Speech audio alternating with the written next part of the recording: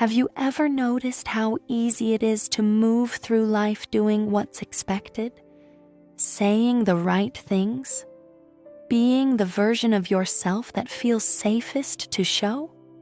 Most people learn this very early, not because something is wrong, but because belonging once mattered more than being real. And somewhere along the way, the real self wasn't lost. It adapted. This video explores why that disconnection happens, why so many people learned to step away from their feelings, their needs, their inner child, and why that was never a failure. Through reflections inspired by Dr. Gabor Maté, this space invites understanding without blame and compassion instead of judgment. If any of this feels familiar, stay with it.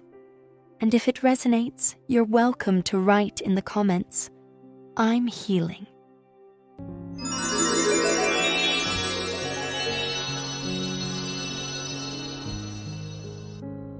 Okay, yeah, right. The emotional disconnection is with ourselves. And that everything else follows. Now, the disconnection from ourselves, however, we shouldn't blame ourselves for. Because you've never met an infant that's not connected to themselves. They know what they don't know consciously, but they experience what they feel, and they show you and communicate it to you very directly, very volubly. Now, so they're connected to themselves. We're born connected to ourselves. Then something happens to disconnect us. And it's not a mistake that we make. So, again, in the Mythonormal, I talk about this. So we have these two needs. One I mentioned both of them already. One of them is for attachment, belonging, being held, being safe, connection, being nurtured. That's attachment. We also need to be ourselves. That's authenticity. What happens, however, and ideally we have both. Ideally, in adult relationships, we can be truly ourselves and still be connected, be attached. Now, the child, if he, she, they are in a situation where if they are themselves, if they express their true emotions, they get rejected or disapproved of, or the parents are overstressed by it, then the child has this terrible choice. I can be authentic or I can be attached, but I can't be both. What do you suppose gets sacrificed every time? It's the authenticity. And it's not, so that giving up, disconnecting from ourselves, and it's, or take somebody like our mutual friend Shannon, who's being sexually abused. Well, what's she experiencing at that time? And she's got nobody to talk to. Nobody in the family wants to know about it. And, when this is happening repeatedly, how does she survive? By disconnected from her body. So that disconnection is actually a survival mechanism. But then later on, it becomes a problem. So these early childhood adaptations, like disconnection from the self and our authentic self, which serve a function, a protective function originally, then become problems later on. And they create ailments and disease and so on. So then as adults, there's a book that I read by an Australian woman who worked with dying people, which is what I did for 7 years as a palliative care physician. And she wrote a book called The Top 5 Regrets of Dying People. You know what the top regret was? I wish I had the courage to be myself. Now, do you want to be on your deathbed and regretting that you haven't been yourself? Now, the only problem I have with that formulation is, I wish I had the courage. That's self-blaming. It's not a question of courage. They were programmed not to be themselves by their early experience. And sometimes it takes some crisis to wake us up. Again, in the Myth and Normal, I quote Sheryl Crow, you know, the singer-songwriter, and she had breast cancer. Typically, that happens to women who suppress their authentic self in order to make their relationships work. And Sheryl Crow writes in the Myth and Normal, not in the Myth and Normal, sorry, she actually said in an interview, I quoted her, that until my breast cancer, I was trying to please everybody else, suppress my own needs. There was always no more, and I put myself first, she says, and there was always a voice in my head telling me everything I did was wrong. I've silenced those voices. So sometimes disease comes along. I don't recommend getting sick as a way of learning anything, but when it does come along, it can be a powerful teacher. And for Sheryl Crow, is a powerful teacher that she had not been herself. And now, that's her primary intention, is to be authentic. Nobody, I don't wish on anybody that they have this regret in their dying days. That's not the only regret people had, but that was the top one. Everybody is reachable. Well, for everyone? Well, actually, I don't want to say that. Everybody who wants to be reached can be reached. Doesn't matter how dysfunctional or troubled or ailing they are, they can be reached. Not everybody wants to be reached. Some people are very comfortable in their defensive shell. In fact, that's one of the toxicities of this society, is that people are so defensive that they have to keep acquiring more and more in order to feel okay about themselves. They're aggressive, so they trample all over the other people. They're competitive, they have to win at all costs. And they're self-aggrandizing because their sense of self is so poor. They become CEOs, they become presidents. And then the world says, oh, isn't that wonderful? One of the toxicities of this culture is that it rewards and even admires these high levels of dysfunction. And those people are not reachable. Because as long as it's working for them, or they think it's working for them, they don't want to hear anything about what's really going on inside. And what's really interesting is, when I was researching the book, I read extensively on these two rivals for the presidency in the first Trump presidency, 2016, Hillary Clinton and Donald Trump. They both said in interviews, almost verbatim, I don't want to look at myself too much because I don't want to find out what's there. And they both had very traumatizing childhoods. When you read about Donald Trump's childhood and in a book by his psychologist niece, Mary Trump, who is the daughter of Donald's brother Fred, who died of alcoholism. She describes Fred Sr., the paterfamilias, the father of Donald and Fred, as a sociopath who really made his kids suffer. And the mother was ill. She was totally not there to protect the kids. If you look at Hillary Clinton's childhood, her father used to beat her. And if I remember right, was very strict, would throw her out of the house, would yell at her. And I talk about this sometime. This is fascinating to me. At the Democratic Convention, when Hillary Clinton was nominated, after the nomination went through, they played a video about her life, narrated by the voice of God, Morgan Freeman. And Hillary at some point tells about this experience of resilience-building parenting. And here's the nub of it was, she's 4 years old, 5. She's bullied by neighborhood kids. So she runs into the house to her mother to seek protection. And the mother says, there's no room for cowards in this house. Now you get out there and you deal with those bullies. Now, what mother would do that? And what's the impact? The message that the child gets is not that there's no room for cowards, because a 4-year-old who wants protection, a little bear cub that runs to mother bear for protection is not a coward. He's a child. So, but this is given as an exemplar of of resilience building parenting. And the message is, suck it up. You're on your own.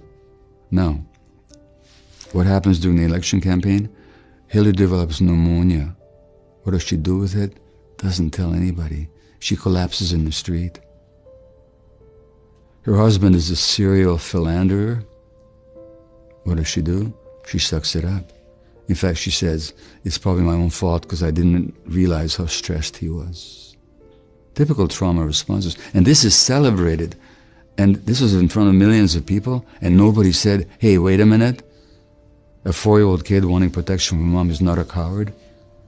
She's somebody in need of protection. That's how toxic this culture is. As a myth, yeah. Well, if you look at the word normal, so as a physician, I can talk about normal in a certain sense. So within a certain range of blood acidity, life is sustainable.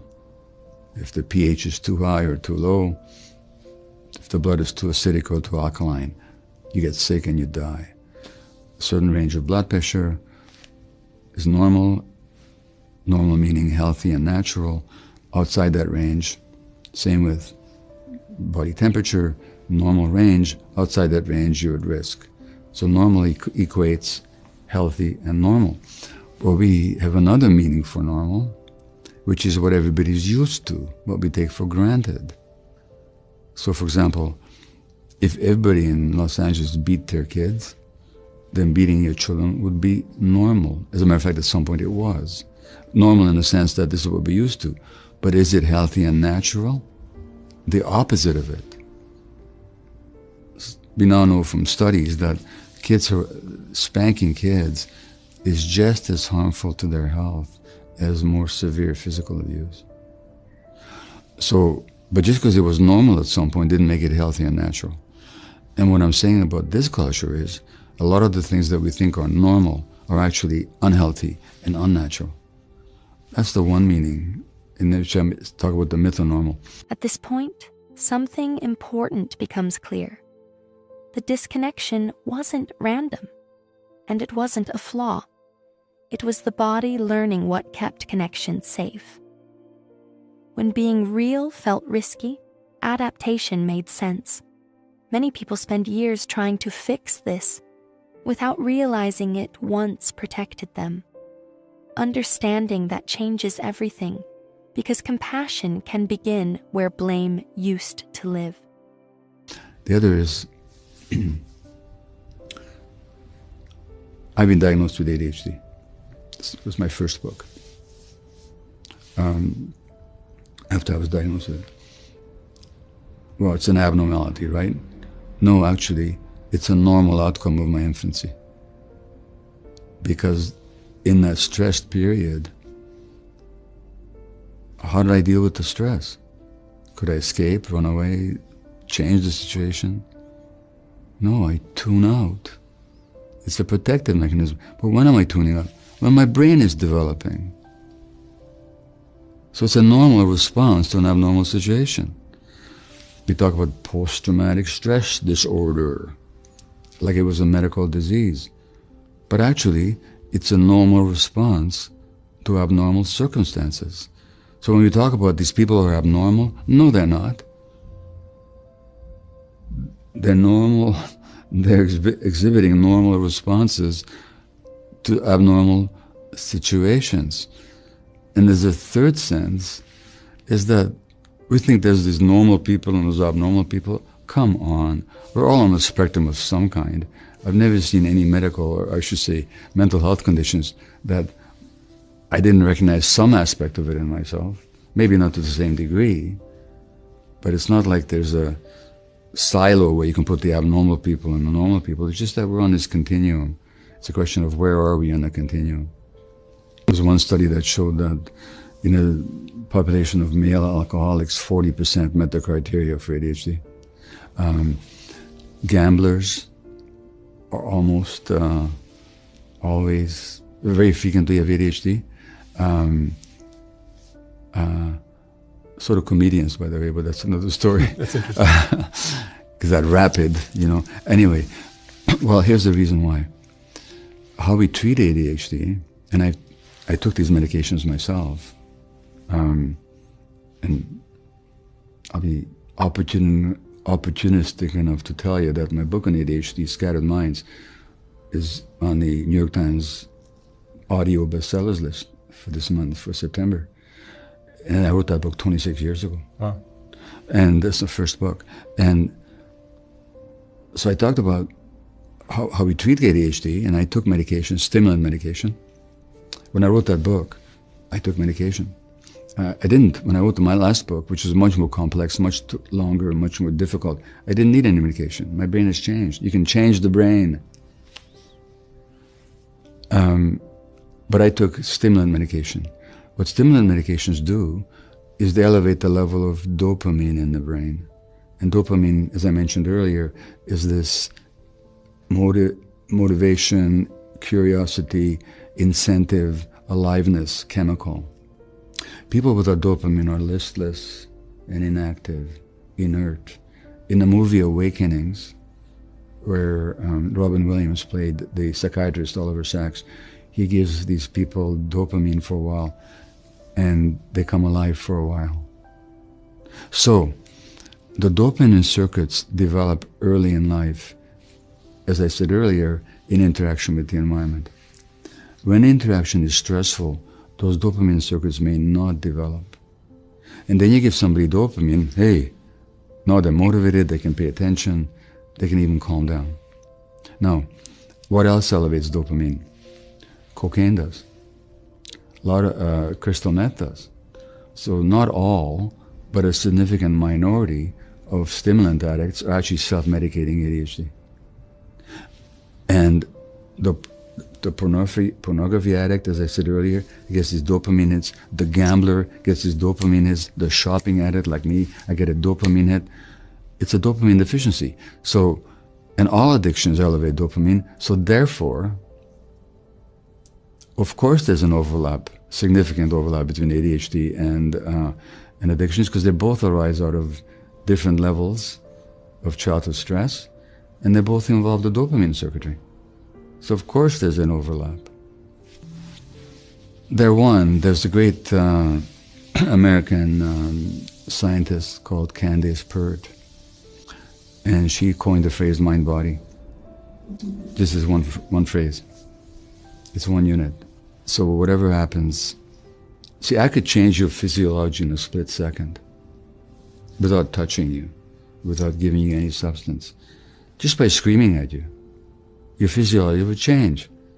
Your adrenal gland would start, the amygdala, the fear center in your brain, would send messages to a gland in your brain that would send messages to another gland that would send messages to your adrenal gland that would secrete cortisol and adrenaline, and all of a sudden your heart would beat faster, your muscles would be stronger, you'd be faster, you'd be more alert, and you could counter the threat.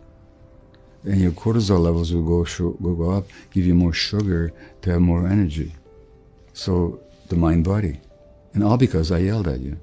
Now, that unity is 24/7. So our emotions and our mind states are forever affecting our physiological states. And so a lot of illnesses that people have. Now, I mentioned the study that the more episodes of racism a Black American woman experiences, the greater the risk of asthma. Now, we've also known for decades now, not that most doctors are told this, but there's been all kinds of studies in the medical literature, scientific literature, that the more stressed parents are, the more likely the kids are to have asthma. In other words, stress in the parents triggers inflammation in the air tubes and narrowing of the air tubes. Now, how do we treat asthma? You know how we treat asthma? You give people adrenaline and cortisol. Now, what are adrenaline and cortisol? They're stress hormones.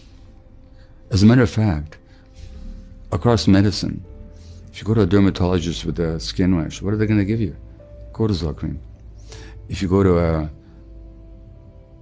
gastroenterologist with inflamed intestines, very frequently they'll give you cortisol.